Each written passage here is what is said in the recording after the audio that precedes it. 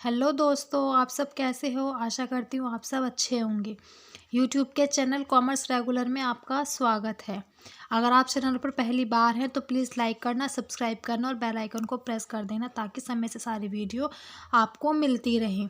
हमने कल क्या सीखा था? कल हमने सीखी थी इनकम और एक्सपेंसेस की एंट्री, कि इनकम की एंट्री किस तरीके से करते हैं और एक्सपेंसेस की एंट्री किस तरीके से करते हैं। इसका रूल क्या था कि सभी खर्चों को तो डेबिट करो और सभी आय को क्रेडिट करो। ठीक है, रूल इसका ये था कि सभी एक्सपेंसेस को डेबिट और सभी इनकम्स को क्रेडिट। जो हमारे पास आ रहा है उसे तो हम क्रेडिट करेंगे, जो हमारे पास से जा रहा है उसे हम डेबिट करेंगे। ठीक है, आज हम देखो क्या देखेंगे कि बिना बिके माल में कमी। बिना बिके माल में कमी कब होती है? जब हमारा माल या तो चोरी हो जाए, या हमारा माल आग से नष्ट हो जाए, या फिर हमारा माल क्या हमने किसी को दान में दे दिया, या हमने निजी प्रयोग के लिए जब हम माल निकाल लेते हैं, निजी प्रयोग के लिए हम अपने पर्सनल यूज़ के लिए माल निकाल रहे हैं, तो क्या वो हम माल बेच रहे हैं किसी को? नहीं, वो हम अपने पर्सनल यूज़ में ले रहे हैं उस काम माल को। तो क्या वो क्या होगी? माल में कमी हो जाएगी कि हमने परचेज तो किया, माल परचेज तो किया, लेकिन वो बिका नहीं, हमारे उस माल में कमी हो गई। तो बिना बिके माल में कमी। देखो, निजी प्रयोग हेतु 10,000 रुपये का माल निकाला। निजी प्रयोग हेतु क्या? पर्सनल यूज़ के लिए। ये पर्सनल यूज़ के लिए है, ये ड्राइंग है। ठीक है, कि निजी प्रयोग हेतु 10,000 रुपये का माल निकाला। तो इसके हम एंट्री किस तरीके से करेंगे? देखो, इसमें जो है ना, इसमें परचेज अकाउंट जो है, परचेज अकाउंट ये हमारा क्रेडिट होगा। इसमें याद रखना तुम्हें, हमेशा हमारा परचेज अकाउंट डेबिट होता है। मानती हूँ परचेज अकाउंट हमेशा डेबिट होता है, लेकिन इन सिचुएशन में माल निकाला, माल दान में दे दिया, माल आग से नष्ट हुआ, माल चोरी हो गया, माल फूक गया, भी जो भी, तो उसमें क्या होगा? उसमें हमारा परचेज अकाउंट क्रेडिट होगा। तो क्या बनेगी इसकी एंट्री? के drawings account debit to purchase account, ये इसकी एंट्री बनेगी। ठीक है, कि drawings account debit to purchase account. ठीक है, अब देखो, 4,000 रुपये का माल दान में दे दिया। भाई दान में दिया हमने, तो क्या हमारा माल बिना बिके ही तो कम हो रहा है। हमने ना तो माल बेचा है, ना हमने माल सिर्फ खरीदा था। हमने खरीदा था वो बेचने के उद्देश्य से, लेकिन क्या माल में कमी हो गई। तो क्या हम उसे क्या करेंगे? 4,000 रुपये का माल दान में दिया, तो क्या इसकी एंट्री बनेगी? चैरिटी अकाउंट डेबिट टू क्या? टू क्या होगा?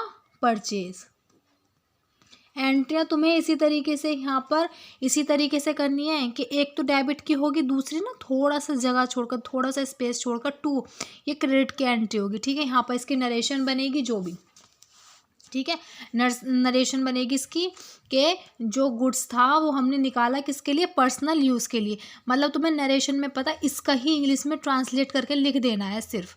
ठीक है, नरेशन में कुछ नहीं, वैसे नरेशन कोई नहीं पूछता। एग्जाम में तुम्हारे इस तरीके से आएगा क्वेश्चन कि निजी प्रयोग हेतु माल निकाला, इसकी जर्नल एंट्री क्या होगी। या फिर ये आ जाएगा क्वेश्चन कि निजी प्रयोग हेतु 10,000 रुपये का माल निकाला, उसके संबंध में क्रेडिट में क्या प्रविष्टि होगी, है ना। आप समझ रहे हैं ना कि निजी प्रयोग हेतु माल निकाला तो क्रेडिट में क्या प्रविष्टि होगी। तो क्रेडिट में क्या आएगा? टू परचेज अकाउंट आएगा। ठीक है, इस तरीके से देखो, 10,000 रुपये के माल के मुफ्त नमूने बांटे।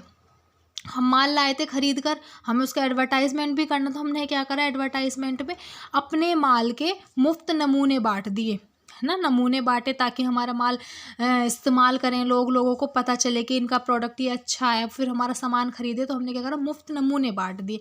तो मुफ्त नमूने बांटे, किसकी एंट्री क्या बनेगी? इसकी एंट्री बनेगी free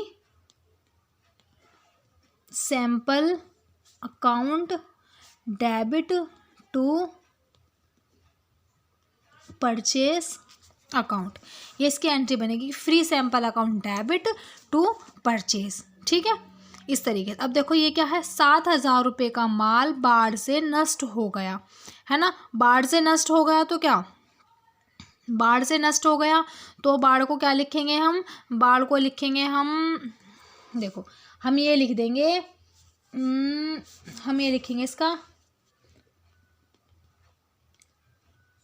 river account debit to purchase account. Okay, तो ये क्या थी, ये थी हमारी कि हमने माल खरीदा, मतलब बिना बिके माल में कमी होना। तो बिना बिके माल में कमी होने पर हम क्या एंट्री बनाएंगे, हम ये एंट्री बनेगी। जब एंट्री तुमसे पूछे कि माल दान में दिया तो क्या एंट्री बनेगी, charity account debit to purchase. निजी प्रयोग हेतु माल निकाला तो क्या बनाएंगे हम, drawing account debit to purchase. ठीक है, देखो अब हम किसकी एंट्री बनाएंगे, अब हम करेंगे इसकी एंट्री। देखो रिटर्न की एंट्री किस तरीके से करते हैं कि परचेज रिटर्न है, सेल रिटर्न है, तो उसे हम किस तरीके से करेंगे। देखो रमेश को 20,000 रुपये का माल लौटाया, किसे लौटाया, रमेश को आ गया ना इसमें, को और ने से, इन पे तुम्हें ध्यान रखना है कि रमेश को 20,000 रुपये का माल लौटाया। रमेश से हमने कोई माल खरीदा था, अब हमने उसे माल लौटाया है। हमने जब उससे खरीदा था तो हमने purchase account debit to cash किया था, लेकिन अब हम उसे रिटर्न कर रहे हैं, तो रिटर्न करने पर क्या एंट्री होगी, रमेश को माल लौटाया। ठीक है, रमेश को माल लौटाया, क्या रमेश को हमने खरीदा माल, अब फिर हम उसे वापस कर रहे हैं, तो परचेस रिटर्न थी ना, हमने पहले खरीदा फिर रिटर्न कर रहे हैं, तो क्या एंट्री बनेगी इसकी,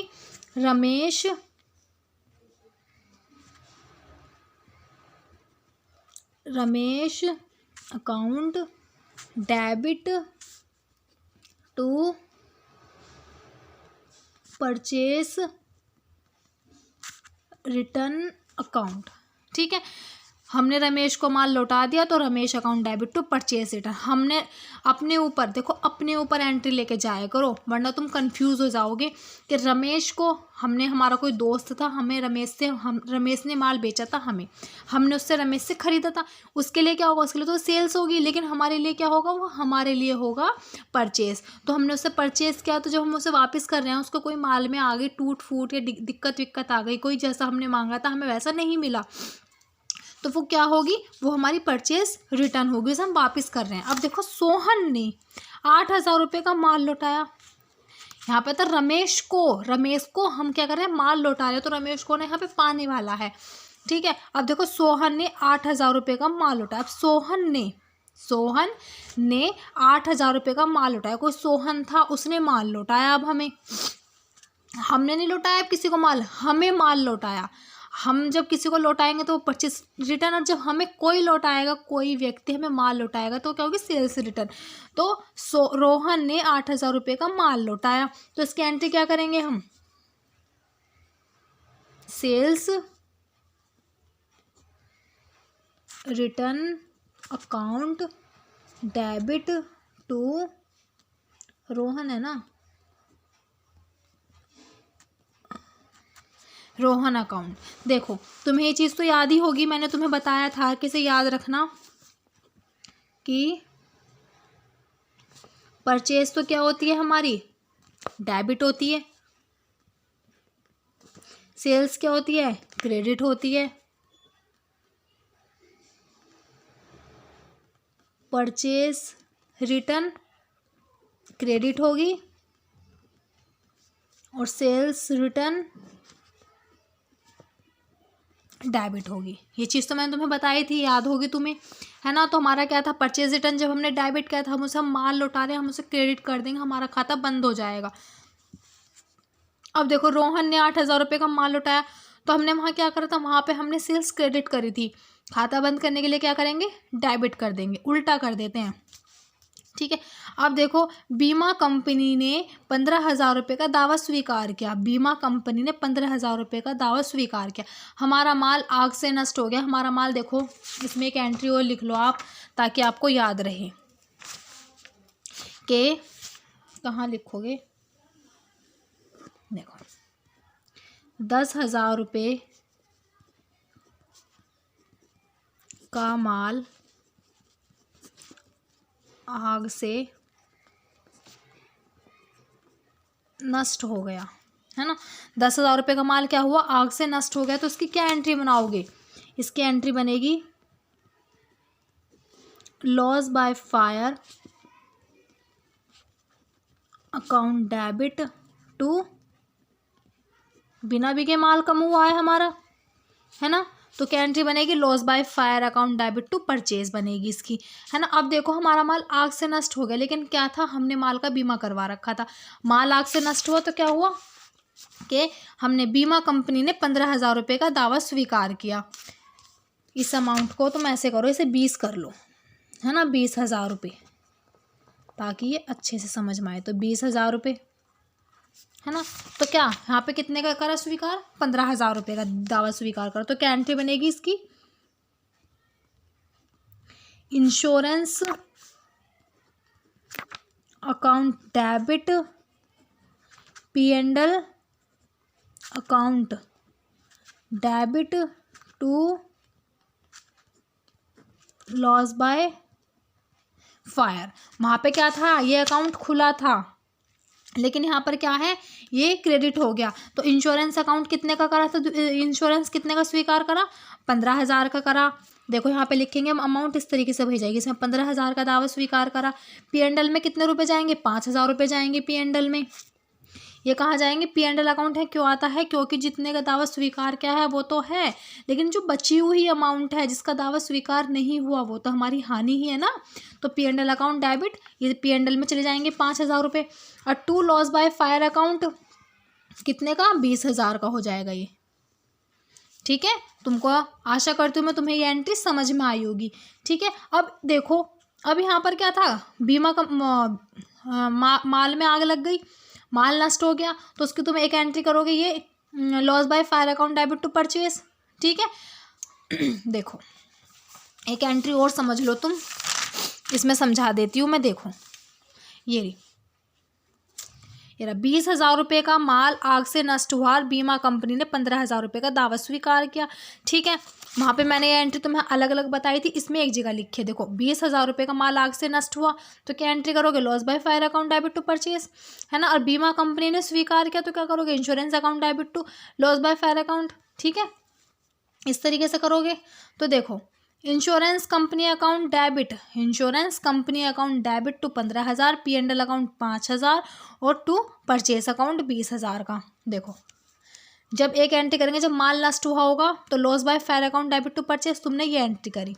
ठीक है, अब बीमा कंपनी ने स्वीकार किया दावा कितने का, 15,000 का। तो सिंपल तुम एंट्री करोगे, insurance account debit 15,000, P&L 5,000 to loss by fire 20,000।